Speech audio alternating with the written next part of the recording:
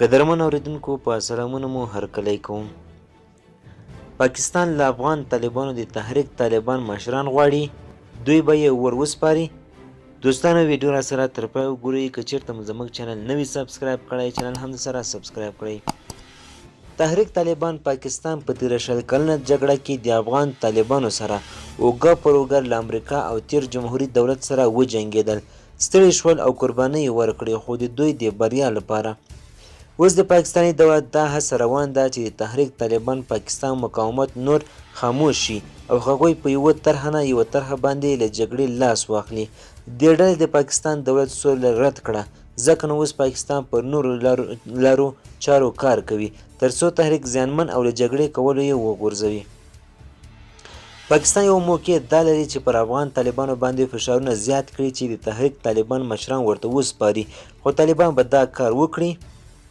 د ملګرو ملتونو سازمان ویلي چې د تحریک طالبان د افغان طالبانو له بریا وروسته د انسجام په حال کې دي او جګړې ته چمتووالی نیسي. بیلروګیو د لانګ ور ژورنال مدیر چې د ترهګرۍ برخه کې کار کوي وویل که پاکستان له افغان طالبانو هم وغواړي چې تحریک طالبان مشران ور وسپاري نو نتیجه به د دې ځواب نه وي او افغان طالبان لکه پر القاعده چې ننګه وکړه د پاکستاني طالبانو مشران هم په لاس ورنه کړي. روګیو زیاته کړه چې په ځانګړي دلیلونو طالبان دا کار نه کوي او د القاعدې غوندې تحریک طالبان هم ساتي. نوموړي دوه عمده دلیلونه وویل چې دا دواړه ډلې د طالبان بریا کلیدي رول درلود او په تېرو شلو کلونو کې له دې ډلې سره اوږه پر اوږه وجنګېدل او په دې برخه کې زیاتې قربانۍ هم ورکړې.